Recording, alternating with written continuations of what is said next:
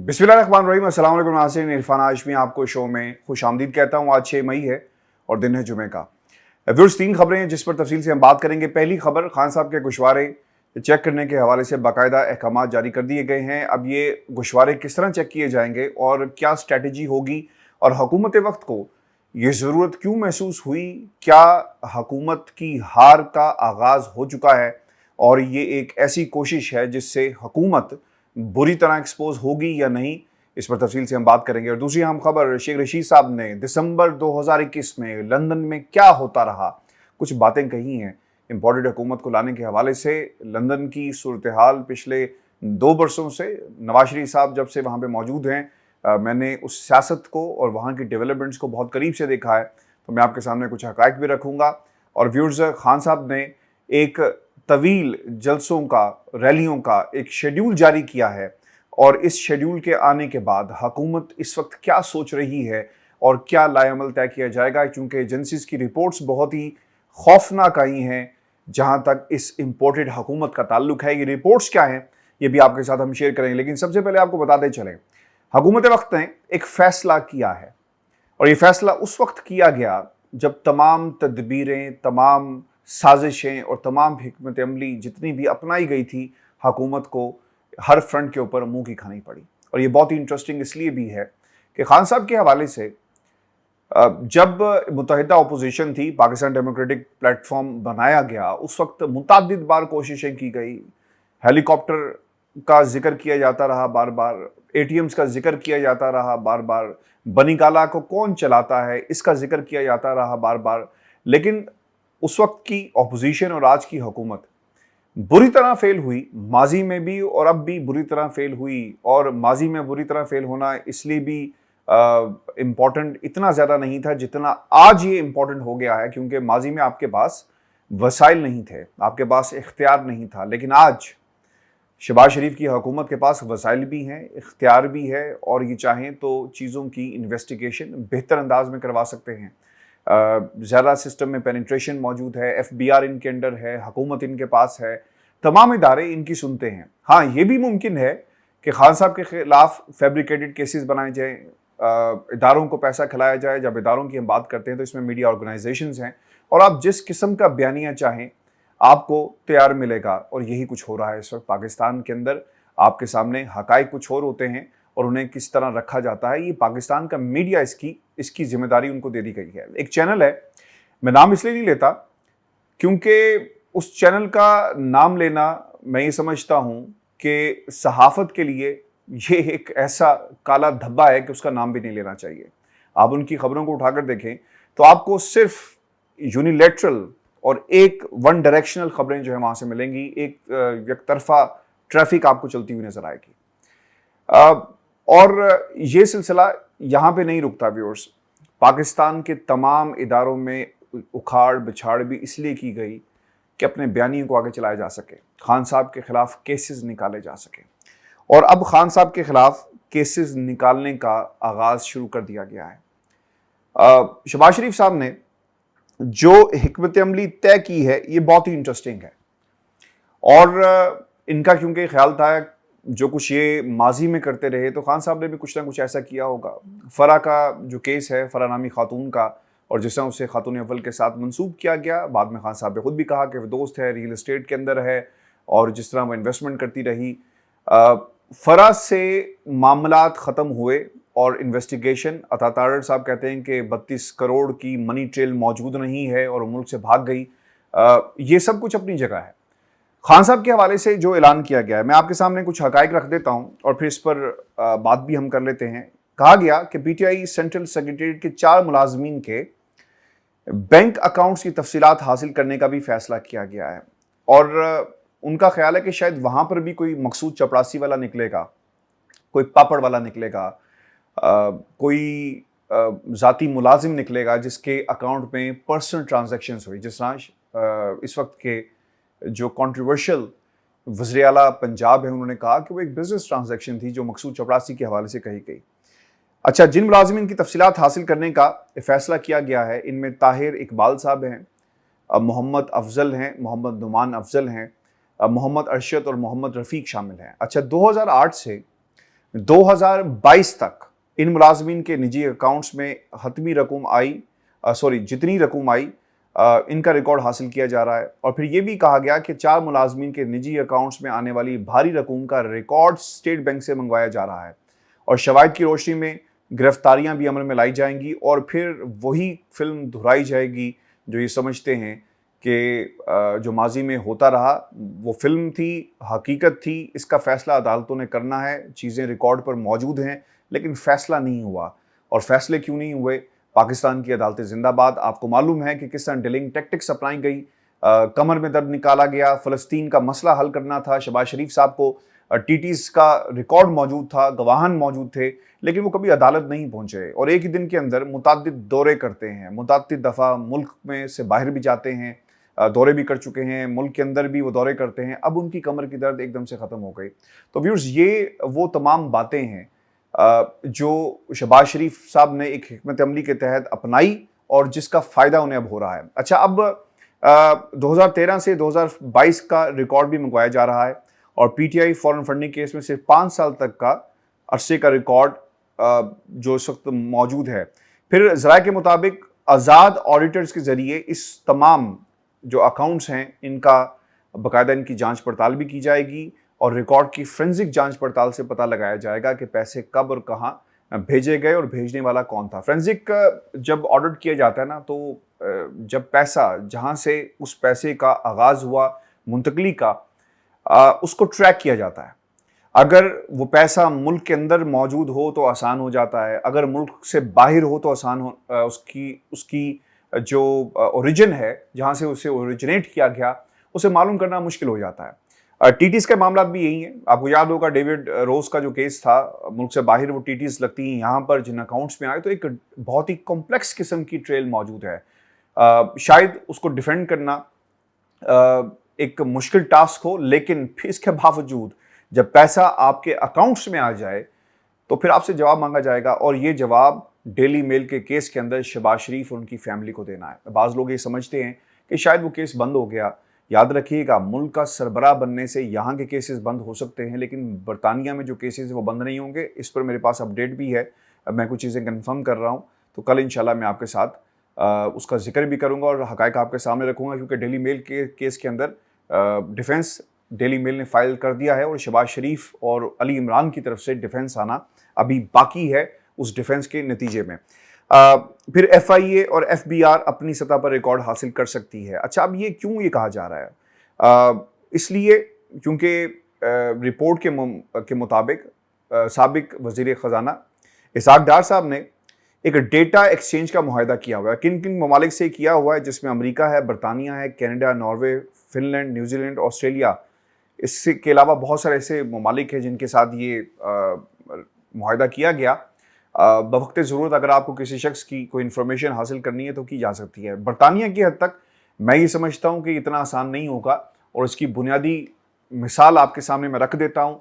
आपको याद होगा जब नेशनल क्राइम एजेंसी ने सलमान शहबाज के अकाउंट्स को चेक करना था, तो फिर एसेट जो फ्रीजिंग ऑर्डर्स जो थे एएफओस वो अदालत से लिए गए और फिर उसके तनाजुर में इन्वेस्टिगेशन शुरू हो गई, जिसके ऊपर पाकिस्तान के अखबारात ने बहुत ही वावेला मचाया और वो अखबारात जो सिर्फ एक डायरेक्शन में चलते हैं उन्होंने भी बहुत क्लीन चिट देने की कोशिश की इन तमाम ख़ानदानों को। और कहा गया, अब मुझे हैरानगी ये होती है और बहुत ही सादा सी बात है, वो लोग जिन्होंने बरतानिया के अंदर कभी रिपोर्टिंग नहीं की, वहाँ का काम किस तरह होता है और जो खबर वहाँ से कुछ मखसूस चैनल के ज़रिए चलती है उसे यहाँ पर मिनोअन तस्लीम कर लिया जाता है। पाकिस्तान में मुझे किसी शख्स ने कहा कि जनाब देखें, कावे मुसावी मुकर गया, फिर वो बैंक के जो नेशनल क्राइम एजेंसी के रिकॉर्ड पे भी इन्हें सादिक और अमीन करार दे दिया गया। याद रखें, वो एसेट फ्रीजिंग जो ऑर्डर्स थे वो किसी अकाउंट के हवाले से थे और वो सलमान शहबाज के हवाले से थे, उसमें शहबाज शरीफ का कुछ लेना देना नहीं था, लेकिन खबर ऐसे आई। बिल्कुल उसी तरह अगर किसी शख्स को मुल्क से बाहर, बरतानिया की हद तक मैं आपके साथ ये शेयर कर रहा हूँ कि अगर इन्फॉर्मेशन हासिल करनी हो, यानी मेरे अकाउंट की इन्फॉर्मेशन किसी ने यहाँ से हासिल करनी हो, तो आपको अदालत जाना पड़ेगा। उसकी जो मुआहदों की कोई हैसियत नहीं है। अगर हैसियत होती तो फिर सलमान शहबाज के मामले में भी नेशनल क्राइम एजेंसी अदालत जाकर उसको एसेट जो फ्रीजिंग ऑर्डर्स थे وہ آرڈر نہ لیتی اور ایک دفعہ نہیں متعدد بار لیا گیا، یعنی 2019 سے ہی آرڈرز لیے گئے اور پھر انویسٹیگیشن کی گئی اور پھر کہا گیا کہ 20 سال پرانی انویسٹیگیشن پیچھے تک یہ انویسٹیگیشن کی گئی ہے، تو لہٰذا اس خبر میں کوئی صداقت نہیں ہے۔ بعض لوگوں نے اسے رپورٹ بھی کیا ہے کہ یہ ہو سکتا ہے۔ یاد رکھیے گا یہ تمام صرف اور صرف ڈیلنگ ٹیکٹکس ہیں، پریشر ٹیکٹکس ہیں جو خان صاحب کی حکومت پر ڈالے جا رہے ہیں۔ خان صاحب کے حوالے سے کوئی ریکارڈ نہیں نکلے گا، خان صاحب کے ایسٹس ملک کے اندر جو ہیں وہ ڈکلیئرڈ ہیں، ایف بی آر کی تمام انفارمیشن ڈکلیئرڈ ہے، اور آپ کو یاد ہوگا بنی گالا کے حوالے سے جب مانگی گئی ڈیٹیلز تو انہوں نے دی اور پرانی رسیدیں بھی وہ نکال کر لے آئے۔ تو خان صاحب کو پھنسانا اور خان صاحب کے گوشوارے چیک کرنا کریں، آپ شوق سے کریں، لیکن وہاں سے کچھ نکلے گا نہیں، اور یہی وجہ تھی جو سیاستدانوں کو کمزور کر دیتی ہے۔ یہ کمزوری شہباز شریف کی تو ہو سکتی ہے، نواز شریف کی، زرداری کی، تمام سیاستدانوں کی تو ہو سکتی ہے، عمران خان کی یہ کمزوری نہیں بن سکتی۔ اسی لیے خان صاحب نے ہمیشہ دلیر فیصلے کیے، ایک لیڈر کی طرح فیصلے کیے، سیاستدان کی طرح نہیں۔ سیاستدان کے فیصلے جو ہوتے ہیں وہ چوہوں کے فیصلے ہوتے ہیں، کمپرومائزڈ فیصلے ہوتے ہیں، کچھ لو اور کچھ دے کے فیصلے ہوتے ہیں، جس طرح آصف علی زرداری نے فیصلے کیے 70 سیٹیں جی میرے پاس آئیں، ہم مل کر حکومت گراتے ہیں، اور اس شخص سے جا کر ہاتھ ملا لیا جو ان کا پیٹ پھاڑ کر سب کچھ نکالنا چاہتا تھا۔ ویورز آپ کو یہ بتاتے چلیں کہ اب یہ جو شیخ صاحب نے جو بات کی ہے یہ بڑی انٹرسٹنگ ہے۔ شیخ صاحب یہ کہتے ہیں کہ انہیں تمام حقائق معلوم تھے اور دسمبر سے یعنی دسمبر 2021 میں جو کچھ ہونا شروع ہو گیا اس کی پل پل کی خبر تھی۔ میں آپ کو پوری ذمہ داری کے ساتھ یہ کنفرم کر رہا ہوں، پاکستان کی بہت ساری جو انویسٹیگیٹو ایجنسیز ہیں اور برطانیہ کے اندر جو رابطے میں رہی اور بہت ساروں کے ساتھ رابطے بھی کیے، صحافیوں سے بھی مسلسل رابطے میں رہتے ہیں، اور ایون کہ جو نواز شریف اور شہباز شریف کے پرسنل کوکس ہیں ان سے بھی رابطے کی کوشش کی جاتی ہے، ان کے ملازمین سے بھی رابطے کی کوشش کی جاتی ہے، ان کے لیفٹ رائٹ جو لوگ کھڑے ہوتے ہیں ان سے بھی رابطے کی کوشش کی جاتی ہے، اور متعدد بار یہ لوگ کامیاب بھی ہو جاتے ہیں۔ میں آپ کو یہ بات بتاؤں کہ وہاں پر بہت سارے ایسے کریکٹرز موجود ہیں یہ جو انفارمیشن ایون فیلڈ کے اندر کی بھی انفارمیشن پاکستان کی ایجنسیز کو دیتے رہے، اور پھر جو کچھ ماربل آرٹس کے اندر ہوتا رہا، جو لوگ وہاں پر وقت گزارتے ہیں، بیٹھتے ہیں، اٹھتے ہیں اور کہنے کو ان کے دوست ہوتے ہیں، یہ تمام انفارمیشن گیدر ہوتی ہے۔ اس طرح پاکستان کی حکومت نے اس وقت یہ انفارمیشن گیدر کی اور وہ لوگ جو ان سے مل رہے تھے ان کے اوپر نظر رکھی گئی، پتہ لگایا گیا یہ لوگ کون ہیں، ان کا مقصد کیا ہے اور سازش کیا تھی۔ آج یہ بات شیخ صاحب اس لیے بھی کر رہے ہیں نا کہ مشکل میں ہے، حکومت سے چلے گئے اور آپ کو تاثر ملے گا، لیکن ہم نے اس وقت بھی رپورٹ کیا کہ کون کون لوگ آ کر مل رہے ہیں، کس کا پیغام لے کر آئے اور کس کے ذریعے پیغام بھیجا گیا، تاکہ کسی کو شک بھی نہ ہو، اور ایسے کریکٹرز کو کا انتخاب کیا گیا جو پہلے سے کنٹروورشل تھے اور ان کا تعلق ملک کے لوگوں سے نہیں تھا، یعنی پاکستان سے نہیں تھا، یعنی باہر کے لوگ تھے، اور اب جب وہاں جا کر کسی اور کا پیغام لے کر آئیں تو کوئی آپ پہ شک بھی نہیں کرے گا۔ آج شیخ صاحب نے اس سے امپورٹنٹ حکومت کی جو حقیقت تھی وہ بھی قوم کے سامنے رکھ دی کہ مارچ کا مہینہ انہیں بہت پہلے سے اندازہ تھا کہ مشکل ہونے جا رہا ہے، اور خان صاحب نے اپنی تقریروں میں سب کچھ کہنا شروع کر دیا۔ ویورز، دسمبر 2021 کے اندر بہت دفعہ ایسے مواقع آئے جب ایون فیلڈ کی اور جو ارد گرد جہاں پر بھی حسین نواز کی اور ان کے چھوٹے بھائی حسن نواز کی اور پھر وہ لوگ جو ماربل آرٹس میں جاتے تھے ان کی باقاعدہ ریکی کی جاتی رہی، اور ہوتی ہے ریکی، چیک کیا جاتا ہے کون کس سے مل رہا ہے، کون آ رہا ہے، کون جا رہا ہے۔ یہی تو بنیادی وجہ بنی جس کی بنیاد کے اوپر شیخ صاحب نے اتنی بڑی بات کہہ دی، جو حقائق وہ سب کے سامنے رکھ رہے ہیں، اور انفارمیشن موجود تھی لوگوں کی جو اس میں ملاقات کرتے رہے۔ ویورز، آپ کو بتاتے چلیں خان صاحب نے کے حوالے سے جو شیخ صاحب نے ایک اور جو بڑی امپورٹنٹ بات کی ہے اور اس کی بڑی اہمیت بھی ہے، وہ یہ کہتے ہیں کہ موجودہ حکومت 2 ووٹوں کی مار ہے، اور اس میں کاف لیگ کا ووٹ آپ کے سامنے ہے۔ آج چوری شجاعت صاحب کے بیٹے الگ ہو جائے تو حکومت گر جائے گی، اور پھر اس کے بعد وہ چیمہ صاحب جو ہیں جو بہت بولتے تھے اگر وہ علیحدہ ہو جائیں تو پھر بھی حکومت گر جائے گی۔ تو یہ جو حکومت کی حقیقت ہے، میری اطلاعات کے مطابق چوری شجاعت صاحب نے ایک پریس کانفرنس کے اندر اس کا اظہار بھی کر دیا کہ ہمیں لڑانے کی کوشش کی جا رہی ہے، خاندان ایک ہے، ہمارے درمیان جو غلط فہمی اور دوریاں پیدا کرنے کی کوشش کی جا رہی ہے یہ نہیں ہوگا۔ اور میں آپ کو ایک بات بتا دوں کہ بڑی سنجیدگی کے ساتھ غور کیا جا رہا ہے کہ کب اور کس لمحے چوہدری شجاعت نے اپنے بیٹے کو کہنا ہے بلکہ حکم دینا ہے کہ آپ حکومت سے الگ ہو جائیں، उस वक्त सिचुएशन ये पैदा होगी कि सदर पाकिस्तान बाकायदा तौर पर कह सकते हैं वज़ीर आज़म शहबाज शरीफ को कि वो इत्तेमाद का वोट लें, क्योंकि उनके पास मुमकिना और जो जितनी भी इन्हें जो नंबर्स चाहिए थे वो पूरे नहीं हैं, तो उस सूरत में ये हुकूमत गिर जाएगी। व्यूअर्स, आपको ये बताते चलें, खान साहब ने मौजूदा पूरी सिचुएशन के अंदर जो सबसे इम्पोर्टेंट काम किया है, और ये बहुत ही ज़बरदस्त इसलिए भी है कि 4 जलसे कर चुके हैं और हर रोज़ रैली है, हर रोज़ कॉर्नर मीटिंग हो रही है। पूरे रमज़ान के दौरान जब लोग रमज़ान में मसरूफ़ थे, इसके बावजूद लोग हज़ारों की तादाद में सड़कों पर थे, लाखों की तादाद में जलसों में थे, और ये लोग लीडरलेस होकर जलसों में आए। और इसकी बुनियादी वजह खान साहब के साथ इजहार यकजहती था, और इन लोगों के ख़िलाफ़ जो इस वक्त मुल्क के अपने मफादात के लिए इकट्ठे हुए एक इत्तेहाद बनाया, इसके ख़िलाफ़ था। अब खान साहब ने जो जलसों का बाकायदा जो ऐलान किया है वो मैं आपके सामने रख देता हूँ। और मियाँ वाली में जलसा है, ऑब्वियसली आज जलसा होने जा रहा है 6 मई को, और फिर इसके बाद एबटाबाद 8 मई है, रावलपिंडी।